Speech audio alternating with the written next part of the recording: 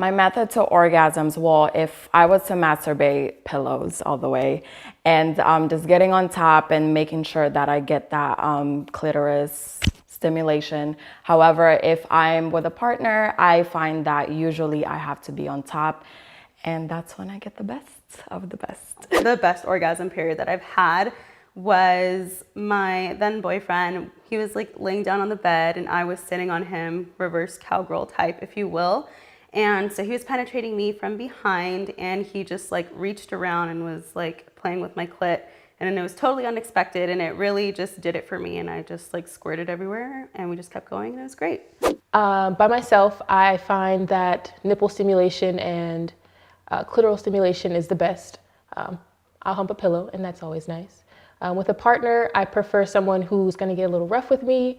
I would like to lose a little bit of oxygen, so choke me really, really hard, and that'll be an explosive experience. I orgasm from a large vibrator that can double as a back massage or anywhere massager, and I put it on my clitoris. And I usually stay in one position so I could feel a little bit of pain, and then I would hold my breath and I would orgasm from that.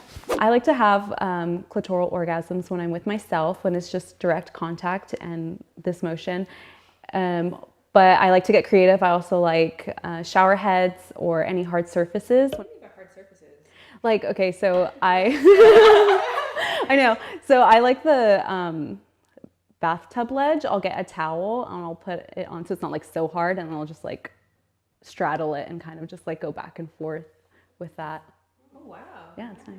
Oh my God, that was perfect. Oh, hey there, lovers and friends. This video is sponsored by Lovers.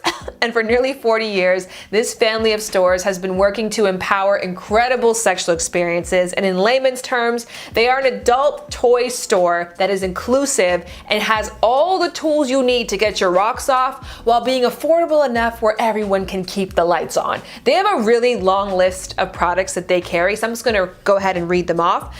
Condoms, lubricants, lingerie, hosiery, dildos, vibrators, anal stimulators, massagers, masturbators, penis rings, penis pumps, strap-ons, gender affirmation products, sex swings and other furniture, a range of kink products, massage oils, CBD, books, games, and more. If you want to learn more about them, go into the info box. I actually have a special offer down there as well too that you can take advantage of. But if you're not really quite sure what to get when you do go there, this video will definitely get you inspired. I spoke to 5 different cisgender women about orgasm. Literally, we talked for an hour. I cut it down, but that's how much we had to say. But first thing is first, we had to start at the beginning. What was your first orgasm? I was maybe around 10, maybe 10 or 12 or 11, one of those times, and I was in the bathroom. And you know the bottom part of the bathroom where you fill the tub up? I went underneath there. And when I mean, I used to take the longest showers in the world. Water masturbation is such a really great way for women to understand the differences, because I know exactly how you orgasm once you set the faucet. Yeah. And I know some people who need, like, I was a showerhead queen, like just the singular stream, or if you put me in like a hot tub alone, that's going to the side. I had my first orgasm when I was fairly young, so I'm really relieved that you guys was 10 and 11, because I just remember being like, I want to say maybe 7 or so. My dad would fill up the pool with a water hose. And so I would just get the water hose and like, it felt really nice, like pouring water, like while submerged in water. And then I would put it on my clit and I would just be like, wow, this was really good. And then I had no idea what it was, but I just knew it felt really good. So I told my sister, who was 2 years older than me, and I was like, Ellie, you really have to try this. It feels so good. And she looks at me and she goes, that's not good, don't do that. And then I asked, oh, yes it is, try it. I was like, you have to try it. And then so like after that, I was just like, oh, I guess I'm not supposed to do this sort of thing, it's bad. And after that, I didn't really masturbate or anything until I was like 18. And with Tumblr, I would watch like videos and just copy what they're doing, and then I reached climax that way. It's kind of interesting to think like where we get this idea that masturbation is bad and self-pleasure is bad. For me, I just I grew up the same way. I grew up in like a Christian household, and it wasn't it's a sin to masturbate, and that was like so much pent up guilt from the age of like 11 up, and I just like humped a pillow. That was my thing. I just wanted to rub something. Yeah, I would have to get a specific type of pillow, not just like Yeah, like it was a you were firm saying. pillow. It had to be a firm pillow, kind of small, so that it was like I could fold it if I needed to. It just had to be hard and just like, yeah, I don't know. I couldn't do like a soft pillow. That's crazy. Well, my story, I feel like it's like a bit of each of yours, but definitely like started rubbing on stuffed animals when I was like 9-10ish, like that age. Nothing really came from it. I would say for me, the very first time I masturbated, I was about 11, 12, I want to say. I just researched like sexual pleasure, like what is it called? And So then you looked it up first? I looked it up, and I actually grew up in the Philippines, and I went to an international Catholic school in the Philippines, so that was like a no, you know what I mean? So yeah, I had everything that I learned about sex was through experience, and also, you know, from my big sister and your channel, honestly. I was waiting for that plug. She didn't mention did you do insertion? Did you do clitoral stimulation? You know what? It was clitoral. What I think is really impressive here is that we have 5 women who all came to orgasm on their own terms. Because I speak to so many women who they have a partner who's the first person to get them there, that they don't ever touch, explore. So how do you think you found that permission yourself to say, this is a part of me that I want to actually understand myself? I think I've just always been curious about myself, and like it really like blows my mind because I have friends who like don't masturbate at all.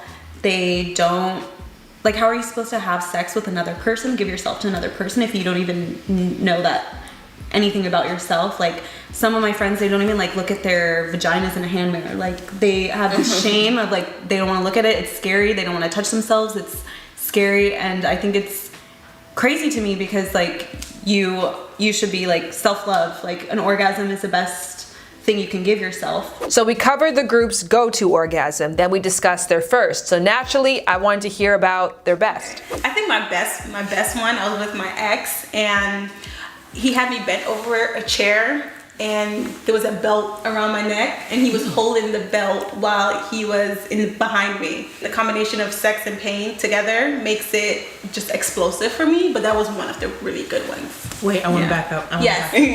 For me, not for you, but you reminded me of something. You said the belt.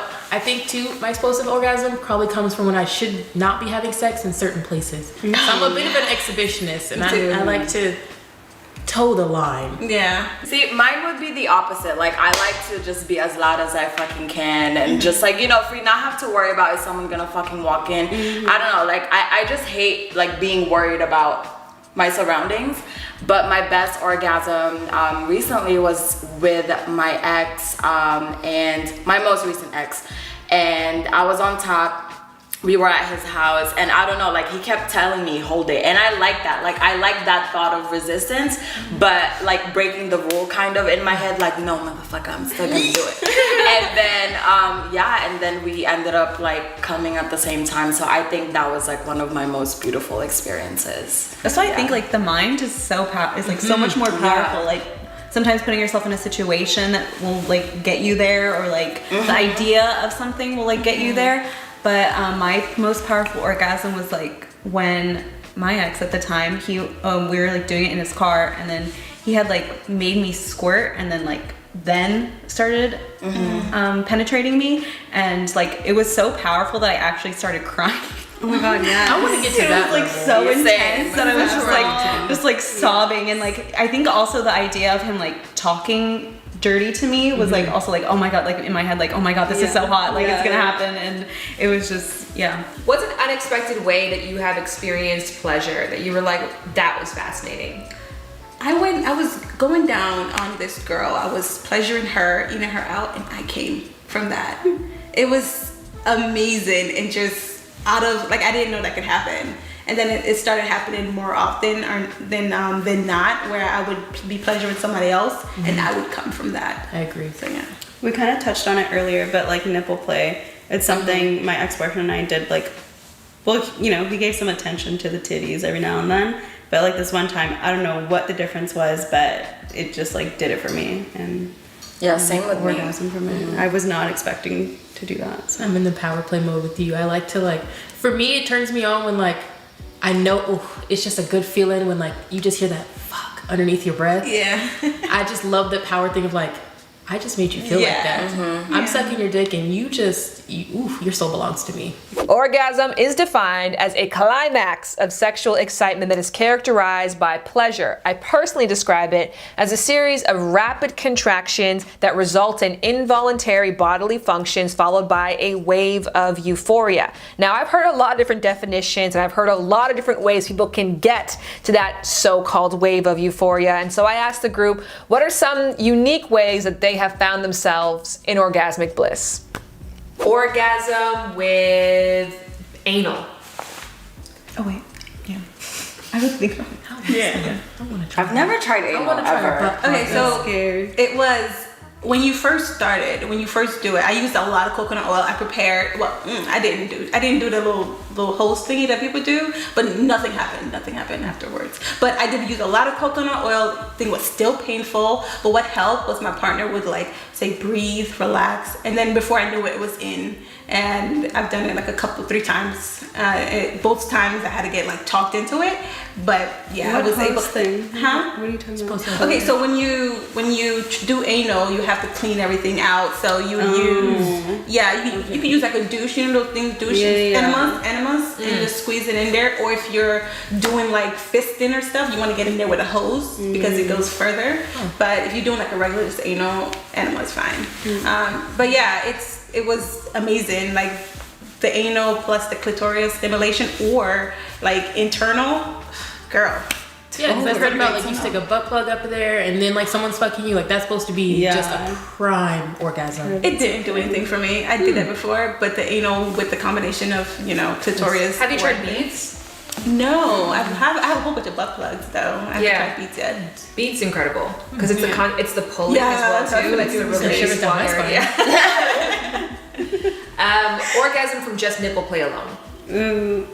So I had my nipples pierced for a really long time and then I unpierced them, but they stayed stimulated, like just stayed extra sensitive. So now they're just like all the time, just, oh really? I can put a bra on and be like, ooh. Orgasm while you sleep. Like I've been waking up mad confused sometimes. Like, that dream. Like, was that a dream? Yeah. You like try to go back to sleep. And like, and then when you go to the bathroom, like right when you wake up, I'm just like, what the fuck did just happen? What did you do? And then I try to remember my dream and stuff. Multiple orgasms. Yeah. Are you guys a preferred? I can multiply orgasm. It's never my preference. I just prefer my one because my second is just a little bit uncomfortable, a little bit painful. It's so sensitive. So it's so sensitive. I think it's because it's clitoris. So clitoris, like if you come from a clitoris stimulation, if you try that again, it's very uncomfortable. But if you come from being penetrated, you could have multiple. Because I've had 8 orgasms in one time. I was with my ex-girlfriend at the time, and I could have kept going, but she was tired. Okay, so clarification. Squirting, orgasming, like is that the same thing or like is it 2 different things? It can be. It's a type of orgasm. Yeah, Okay. but it's not. Because I definitely know people who can squirt independently of sexual pleasure. Yeah. Independently of an orgasm. It's just like something that they can do. Okay. So some people it is linked directly. Some people it doesn't happen at all. I mean, you can. That's just interesting to me because you said like after your second one, like you're done. Like I've had instances where it's like, no, I need like my 7th one and then I'm done. So I didn't even, like that's just interesting to me. Is that from clitoris or Yeah, from clitoris. Okay. Yeah. I think that's the thing too with women. Like we have this special pressure around like the how and the when and the where and like what happens after an orgasm. Where it's just like you did it. Yeah. You know, like with a dude, we're not like, well, was it this kind of, was it squirting or was it an extra double boner? Did you have sex? It's just like you experienced pleasure and you liked it. Like my job is done. I feel like guys like more squirting orgasms because it's like a visual representation of a woman. Like, oh yeah, I did that. Yeah, like, and I know oftentimes I've had multiple guys that like really can't even tell if I've orgasmed or not because me, a squirting orgasm versus like clitoral orgasm or penetrative orgasm, like they're all different. But I don't really like squirting orgasm because it's like messy and I'm like trying to sleep in the bed and like, I don't really want to deal with that. And so, but when a guy figures out that I can squirt, they'll like, that's what they want. You know that one credit card company that asks, what's in your wallet? Well, I want to coin the phrase, what's in your box? Not like your Genital box. I meant your sex toy box. What toys, what tools, what's below the bed tucked down there behind that one pillow? Let me know what's in that. So I have this 18-inch like double-sided dildo. I haven't used it on anyone yet, but I just bought it. It's like pink. It's so super cute. I have a lot of butt plugs. I have a tail. It's a butt plug connected with a foxtail. Super cute. I got chokers, nipple clamps, whips, belts. I feel like I'll probably get at least one toy now that I'm newly single and like had that taste and I need my fix, you know.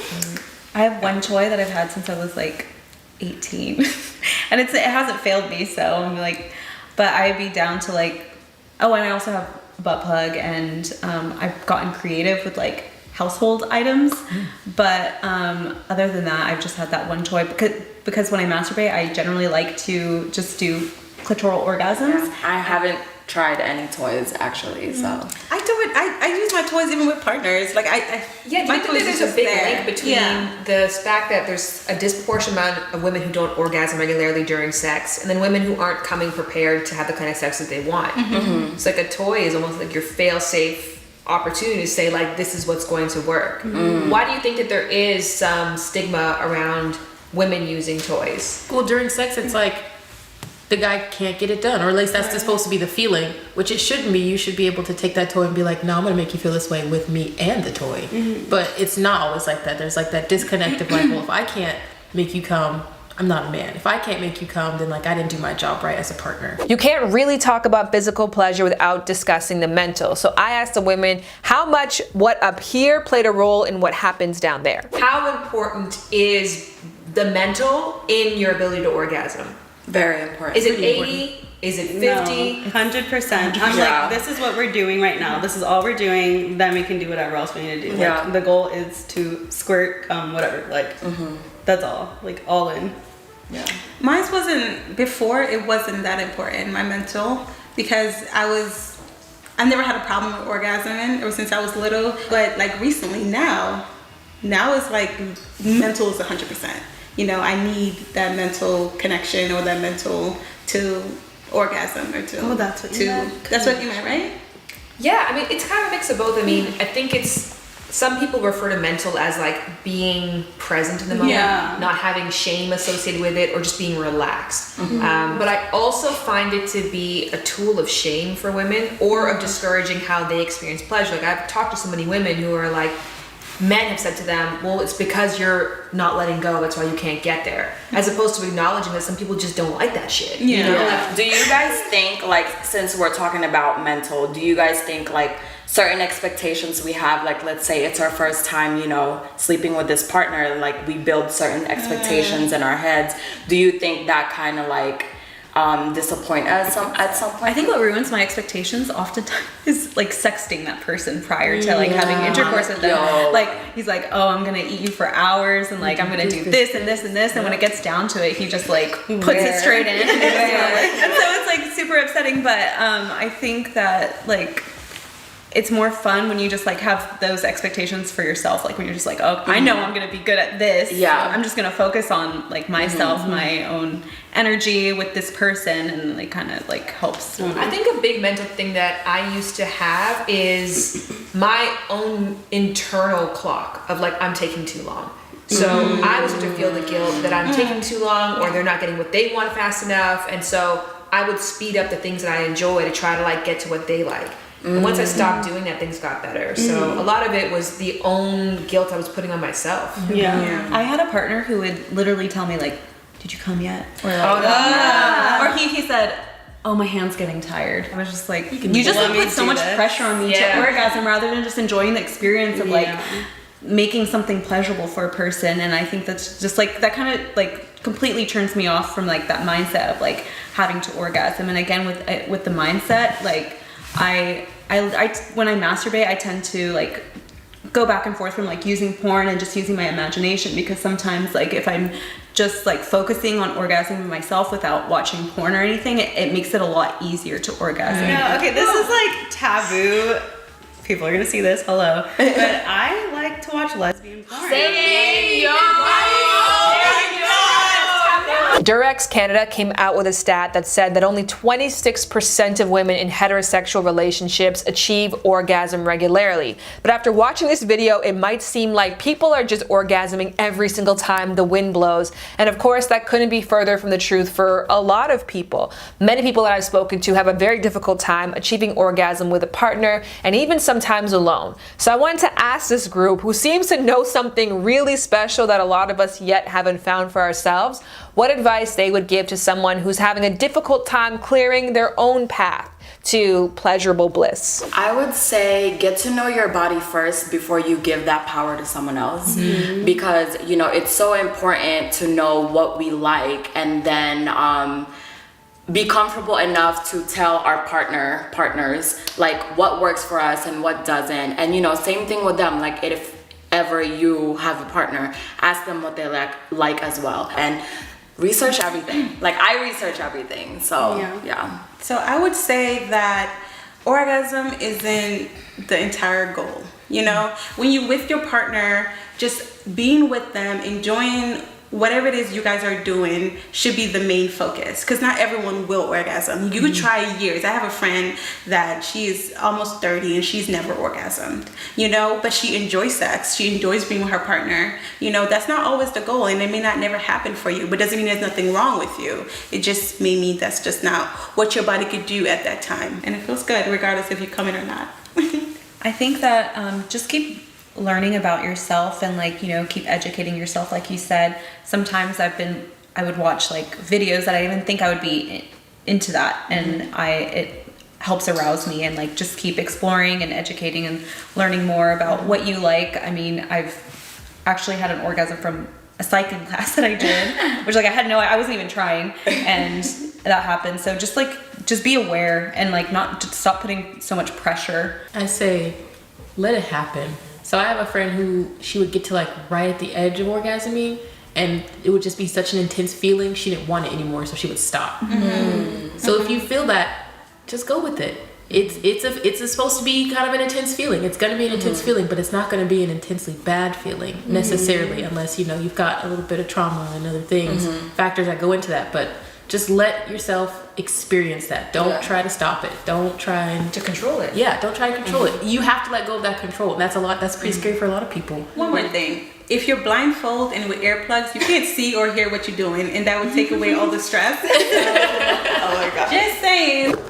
And that is the end of the video. I want to say a big shout out to the women who took part. Those who wanted to include their socials, you can find them in the info box below. And while we're talking about what's down there, I got to shout out our sponsor one more time, Lovers. Please go and check out their store, specifically the private label, which is incredible, chic, and really, really fun and surprising. But all in all, you can go down there to find your needs to whatever your specific sexual fantasies or desires are. They probably have the tool that is best priced and best suited for you. In the info box, I want to continue this discussion. Of course, please let me know what is your go-to way to orgasm. And if you didn't hear it in this video, more reason to write it down below. But also, I would love to know what surprising sex toy recommendation would you make that has really done wonders for you. Yeah, I used to think about you when I had